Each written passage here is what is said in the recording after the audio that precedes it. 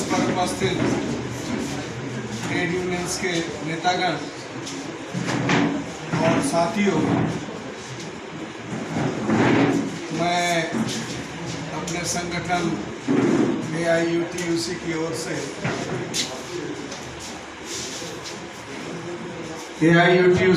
से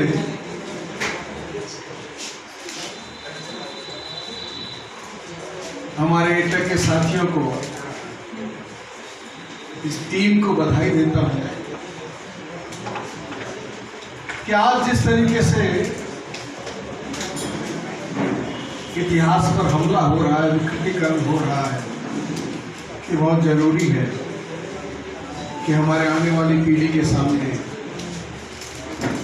उस इतिहास को प्रिजर्व किया जाए, रखा जाए। और क्योंकि आने वाली पीढ़ी अभी डिजिटल हो रही है, इजी एक्सेस होती है, प्रिंट जा रहा है, एक बहुत ही सराहनीय काम, और इसके लिए मैं बहुत बहुत उनको बधाई देता हूं। साथियों, ये चर्चा डेमोक्रेसी के बारे में और ट्रेड यूनियन आंदोलन, देखिए मेरा सोच इस तरीके से है कि हम चाहें ना चाहें, और मानते भी हैं कि हमारा समाज वर्ग विभाजित समाज है, क्लास डिवाइडेड सोसाइटी है, जिसमें हैव्स एंड हैव नॉट्स एक अपने श्रम को, उसको जीने का साधन है कि वो अपने श्रम को बेचेगा। एक है जो खरीदेगा उसके श्रम को, एक है जिसका उत्पादन के साधनों पर, सारा पूरे उत्पादन के साधनों पर कब्जा है, एक है सर्वहारा जिसको जीने का एकमात्र जरिया है अपना श्रम बेचना। इन दोनों के अधिकारों को समान बताना, इन दोनों के अधिकारों में कभी कोई समानता हो सकती है, वो है ना कि तुम्हें बाजार का दस्तूर क्या समझाऊं, जो बिक गया है वो खरीदार नहीं हो सकता। जो बेचने को मजबूर है लेबर, उसके अधिकार कैसे? इसीलिए ये जो डेमोक्रेसी है, इसको डेमोक्रेसी के बजाय अगर वोटोक्रेसी कहा जाए, है भी वोटोक्रेसी। क्या वोटोक्रेसी है? ना आपको वोट देने का समान अधिकार है, हो गया जनतंत्र, होगी बराबरी, होगी समानता, इक्वलिटी, लिबर्टी, फ्रेटर्निटी, होगी आजादी। अरे वो कैसे आजाद हो सकता है जिसके संसाधनों का, जिसके पास कोई एक्सेस नहीं है, और इवन जिसको श्रम को खरीदने का भी स्थितियां खराब होती जा रही है। ये जो मैंने आज हम देख रहे हैं इस वोटोक्रेसी में,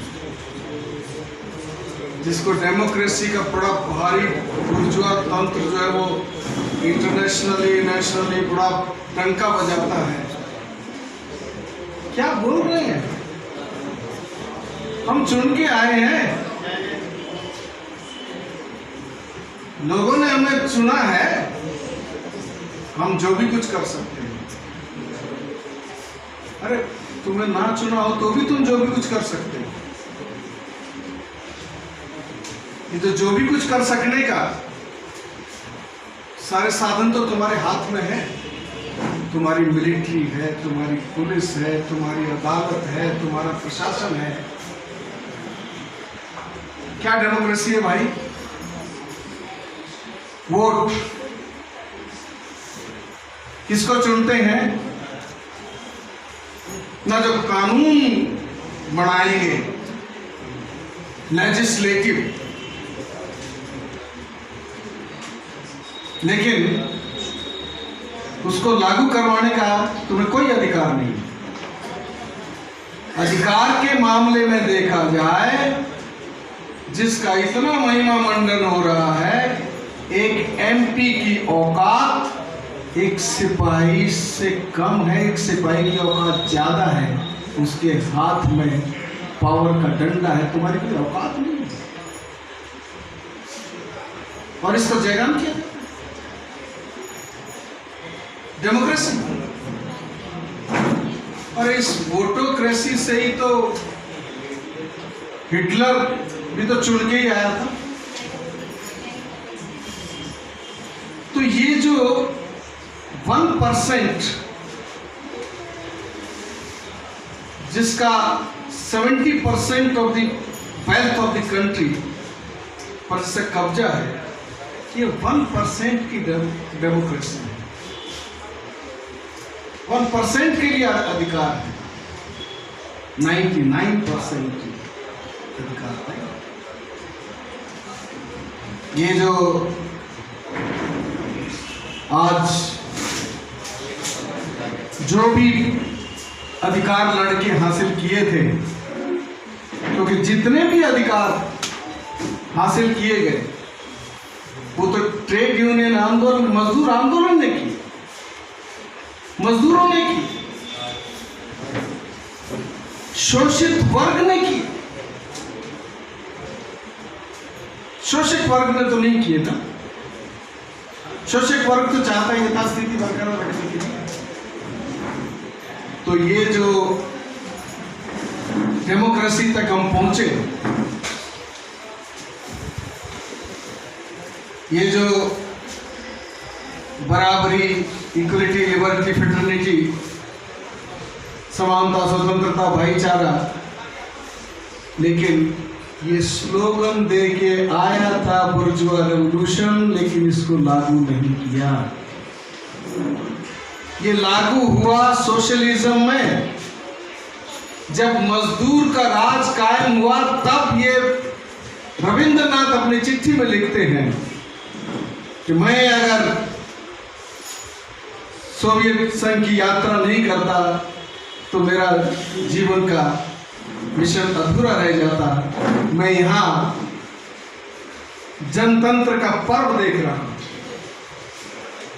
यहाँ मैं तमाम वो बराबरी, समानता, भाईचारा, तमाम तरह की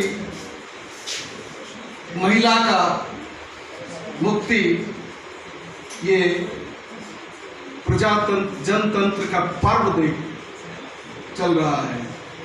और सेकेंड वर्ल्ड वॉर में हिटलर के उस अटैक को देख के बहुत चिंतित थे रविंद्रनाथ। ये रोमारोला का चिंता थी, अगर सोशलिज्म डिफीटेड होता है तो पूरा दुनिया को अंदर से जनतंत्र और ये ध्वस्त हो जाएगा, फांसीवाद आ जाएगा जो अपने कब्जे में ले लेगा। उस समय स्टालिन के नेतृत्व में उस फासिज्म को डिफीट किया गया था, लेकिन वो फांसीवाद माने उसका सामरिक एस्पेक्ट फाइट हुआ, लेकिन उसका जो वैचारिक पहलू वो बरकरार रहा। और आज fascism is the last prop of this dying system, capitalist system. आखिरी अंतिम सहारा बचा है। इस फांसीवाद को हम कदम भरते हुए देख रहे हैं।